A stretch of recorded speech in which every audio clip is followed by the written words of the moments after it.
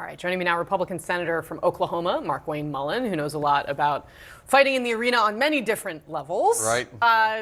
Senator, the president said there that you learned a lot last night, right? And I'm sure from your time in the ring that you know that if you don't learn from the times that you lose, you're not going to go on to win more in the future. What did you learn from the losses last night? Well, I say, first of all, I don't know if we really lost. Now, I mean that sincerely, because you start looking, well, you think of it. It's a little implausible on its face. Okay, but if you look at it, Virginia was a blue state. Kamala won it by 5 points. We didn't win New Jersey. We didn't win New York. And we sure the heck didn't win California.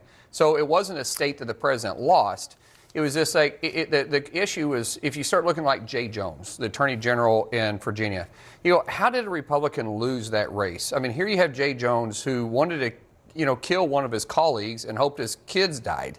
And you go, how did a candidate like that beat a Republican? That's the question that you got to ask. Okay, so the lessons that I looked at is... Well, it was because the Republican candidate was so weak that the Republican Attorney General simply could not outstrip the weakness of that particular candidate. I don't know the candidate personally, but that says, well, maybe we should do a better job in recruiting. But if you start looking at it saying that, like Gavin Newsom's stupid video, by saying it was a smackdown, what state was we supposed to win? Which state went for President Trump a year ago and they lost today? Let's really dig into the numbers, because the point, look, yes, blue states, fine, but the margin, the changes in how the electorate went in places like New Jersey and Virginia, the gains that the president made. I mean, look at New Jersey, right? That was a close race. Kamala Harris only won New Jersey by 6 points. The margin in that governor's race surprised everyone, Democrats and Republicans, how well Mikey Sherrill did. And your president is standing up here and saying, like, we lost, like the shutdown was bad for us, right? No, I'm not. Now, if you want to talk about the shutdown, I think the shutdown is bad for everybody. That's why it's so frustrating that the Democrats want to continue to use it as leverage. And I'm not saying that. You seem to imply that Republicans need to end the shutdown to make it better for Republicans. Well, we're trying to. I don't know where we negotiate, though, because we've offered a clean CR that Chuck Schumer wrote a year ago. This isn't any legislation that has Republican policies on it. I don't know how you negotiate when it's already clean. Maybe what we should have done, and this is what we talked about, is, well, maybe we, instead of offering a clean CR because we thought that the Democrats would play ball with it, maybe we should have put a whole bunch of Republican policies on it. They put a whole bunch of Democrat policies on their CR, and then we negotiate back to the clean CR. Maybe that's what we should have done. Maybe there was a negotiating tactic that we didn't do, but there's no place to negotiate when you have a clean CR.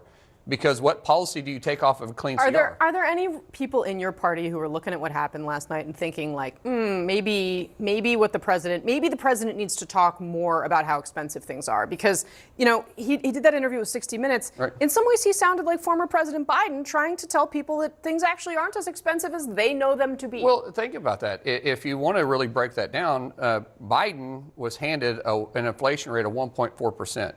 He ran it up to 9.1%. He averaged 5%. The inflation is down now to 2.5%.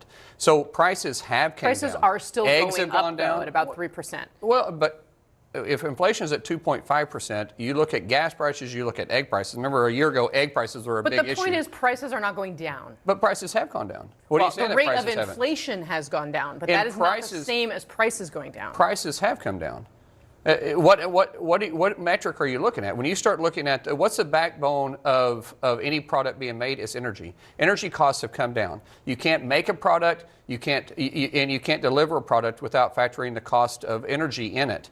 That has come down. So prices have come down because that's why inflation was able to come down. Prices go up when inflation's up. So prices are at the highest at 9.1%.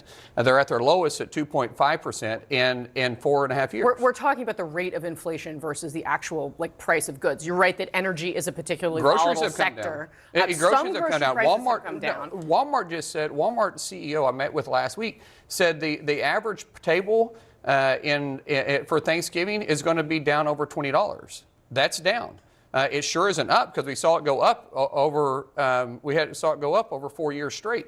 So if you start looking at Christmas, you talk to Amazon. Amazon, they're saying their prices on the products that were selling last year versus now have also dropped too because it's cheaper to ship stuff. So that is prices coming down.